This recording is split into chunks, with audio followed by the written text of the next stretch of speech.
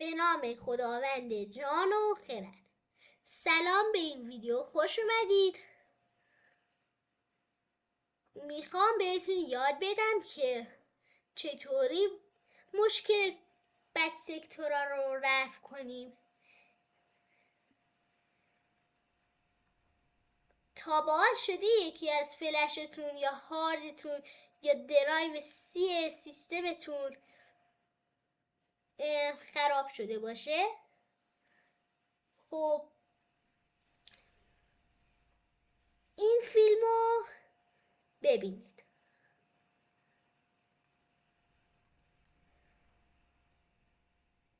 اول با دانلود کردن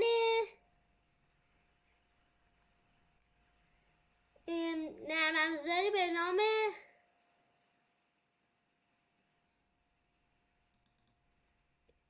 چیپ جینس شروع میکنیم.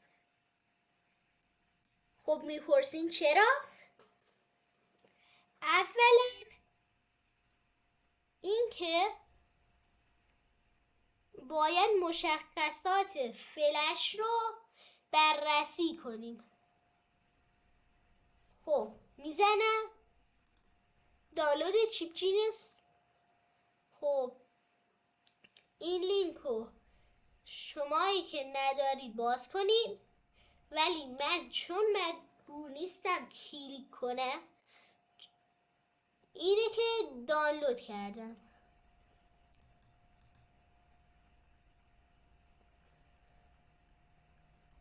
خب حالا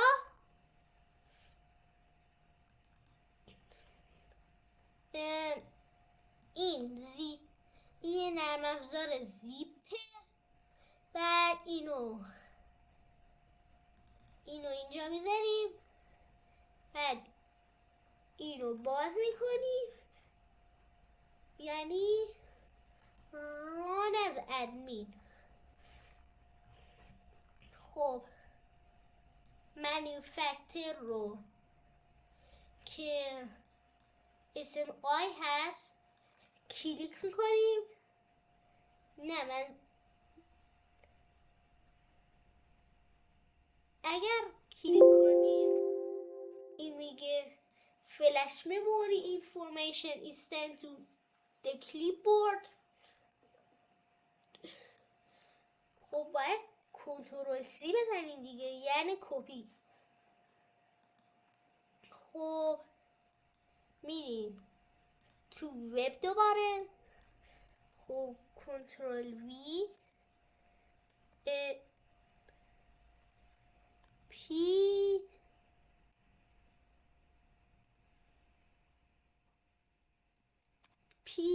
تول.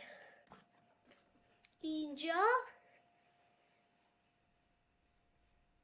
منظور از MP تول ماس پروداکشن سیتینگز. خب اینتر میزنم. خب بعد اینجا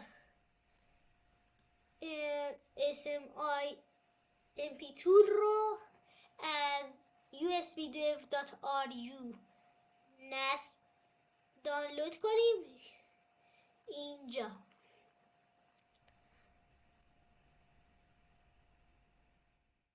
خب دوباره بعد این تو بریم. خب نوشته پارت نامبرمون اینه. کنترل سی کپی میزنم. بعد فایند میکنم، یعنی پیدا اینجا. خب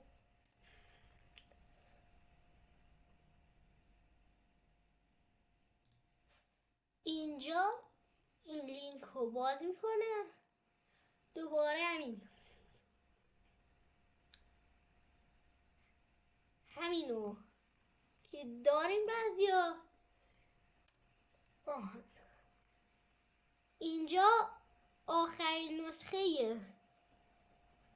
این آخرین نسخه رو نصب میکنم اینجا.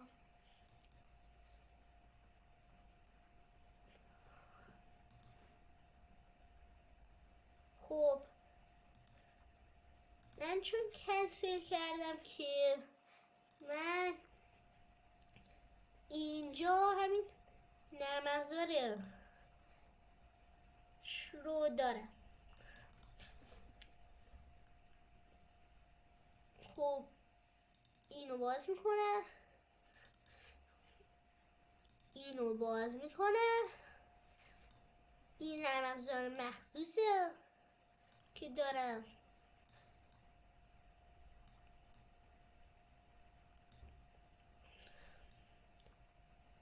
اینجا با 3 گزینه کار داریم.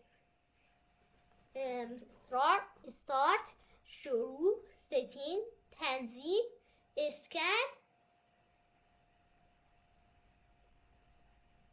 اسکن. خب اول با ستین کار داریم. اینجا برام یه پنجره کوچیکی میاد که نوشته توش پسورد. حالا اینو میزنیم، میریم این دیفالت انتخاب میکنیم.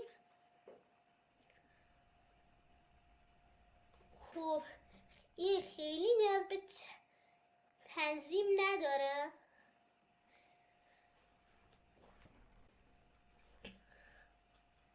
این بر اساس نوع فلش یکی از اینا رو انتخاب میکنیم، یا اگر انتخابم نکرده باشین این خودش اتومات فرمت میکنه. خب میتونیم سیو کنیم. اینجا حالا به اسکن کار داریم. فقط یه هم باگ داشت. خب این اسکن رو اونایی که فلش خرابشون اسکن نکرده رو بزنن. چون مال من اسکن شده،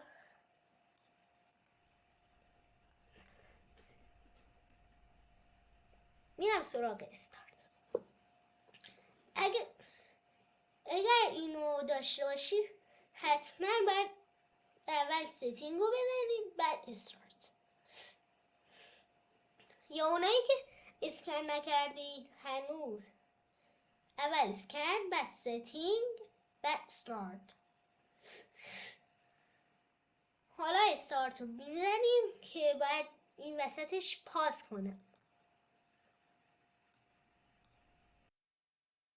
و در نتیجه این کارهای فرمت کردن این داینام ماس استوریج پروداکشن تول بین 20 تا 30 دقیقه طول میکشه. امیدوارم این اطلاعات برای شما مفید باشند.